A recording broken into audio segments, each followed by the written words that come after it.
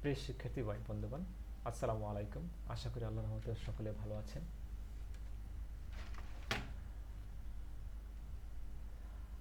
ইতিপূর্বে revision class 15 পর্যন্ত complete করেছেন আপনারা। আজ আমরা রিভিশন ক্লাস 16 স্টার্ট করতে যাচ্ছি।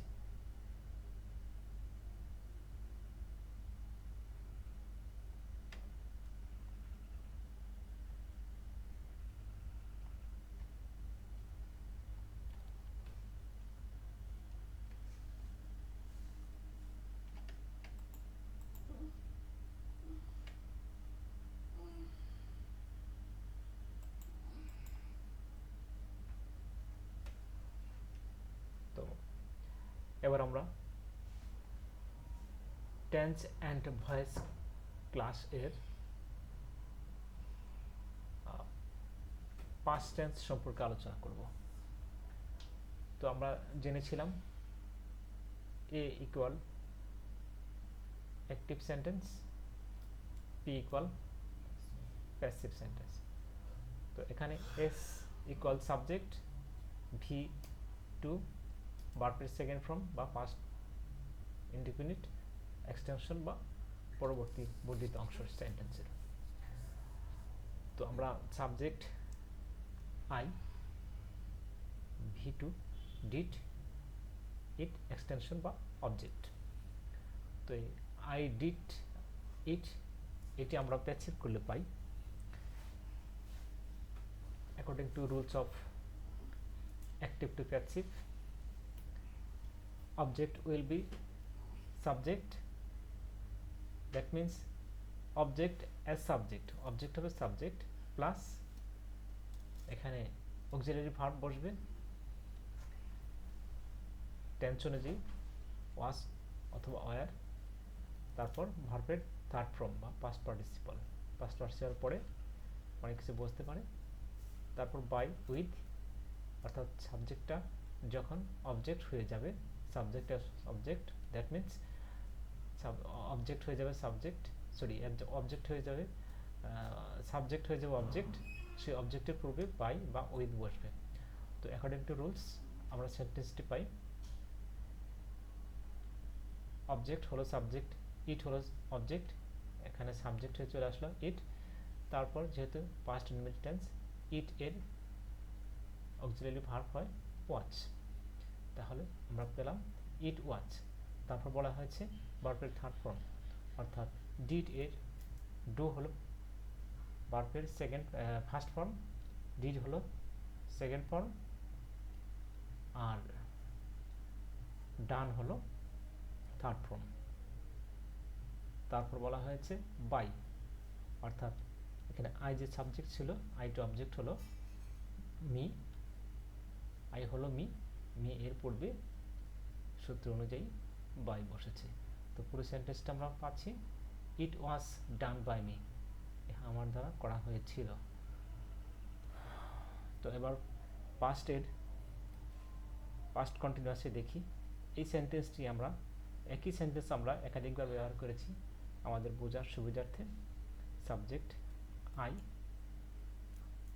তারপর ওয়াচ, অক্সিলারি ভার্বের ওয়াচ সাবজেক্ট অনুযায়ী ভি ওয়ানের সাথে আইনজি যোগ হবে, ডু এর সাথে আইনজি যোগ হয়ে ডুইং হয়েছে, তারপর অবজেক্ট ইট। তো এই সেন্টেন্সটি আমরা প্যাসিভ করি, তাহলে কি হয় ইট ওয়াজ বেইং ডান বাই মি, অর্থাৎ অবজেক্ট ছিল ইট, ইট হয়ে গেল সাবজেক্ট, তারপর সাবজেক্ট অনুযায়ী নিয়ম অনুযায়ী ওয়াজ ওয়ার হওয়ার কথা, এখানে ইট এর পরিবর্তিত ওয়াজ আসার কথা নিয়ম অনুযায়ী, ওয়াজ হলো, তারপর অক্সিলারি ভার্ব ফর বেইং হওয়ার কথা, বেইং হয়েছে, বেইং এর পরে ভার্বের থার্ড ফর্ম, অর্থাৎ ডু, ডু ছিল আপনার ভি ওয়ান বা প্রেজেন্ট ইনডিফিনিট, সেটা যেহেতু আপনার কন্টিনিউয়াস আসছে এর থার্ড ফর্ম হয়ে যায় ডান। তো নিয়ম অনুযায়ী সাবজেক্ট যদি অবজেক্ট হয়ে যায় মি, মি এর পূর্বে বাই অথবা উইথ বসে। এখানে যেহেতু মি ব্যক্তিবাচক তাই বাই বসেছে। তো আবার আমরা দেখি এখানে পাস্ট পারফেক্টে কি হয়। Past perfect I had done it, I had done it. এখানে আই হলো সাবজেক্ট, হ্যাড হলো অক্সিলারি ভার্ব, ভার্বের third form, done extension it.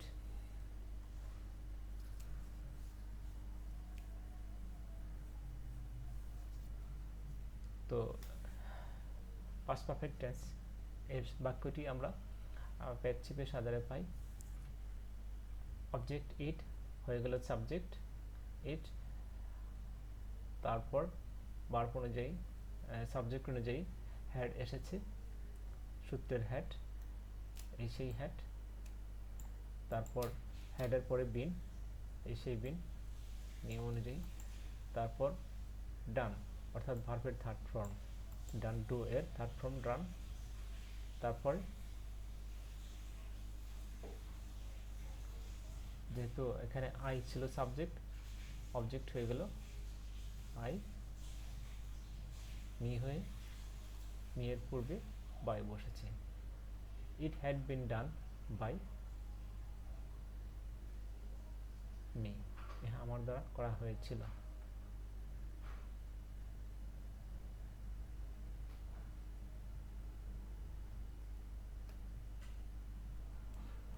তো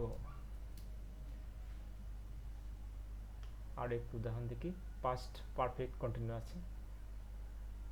I had been doing it for an hour. এখানে টেন্স অনুযায়ী সাজানো হয়েছে। আই হলো সাবজেক্ট, সাবজেক্টের পরে হ্যাড বসে, নিয়মিত হ্যাড বসেছে এবং হ্যাডের পরে বিন বসার কথা, বিন বসেছে। তারপর বিনের পরে ভি1, ভি1 এর সাথে আইএনজি যোগ হয়, doing.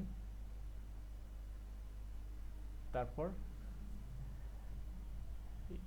It, doing it for an hour অর্থাৎ এক্সটেনশন বসেছে, এটুকু। তো এটি পেচিপ করলে আমরা পাই, যেহেতু ইট সাবজেক্ট, ইট হবে সাবজেক্ট, ইট, ইটের পরে নিয়ম অনুযায়ী হ্যাড বসে, এই সেই হ্যাড। তারপর বিন বসার কথা, বিন বসেছে। বিন এর পরে বেইং হবে অক্সিলারি ভার্ব হিসাবে, বেইং হয়েছে। ভার্বের থার্ড ফর্ম ডো ছিল মূল ভার্ব, ডোটাকে ডান করা হয়েছে। যেহেতু সাবজেক্ট ছিল আই, আই হয়েছে মি, মি এর পূর্বে বাই বসেছে। তারপর for an hour, for an hour ঠিকই রয়েছে। প্রিয় শিক্ষার্থী বন্ধু, আজ এ পর্যন্তই। আমরা পরবর্তীতে ফিউচার টেন্স সম্পর্কে জানবো। সকলে ভালো থাকুন। আসসালামু আলাইকুম।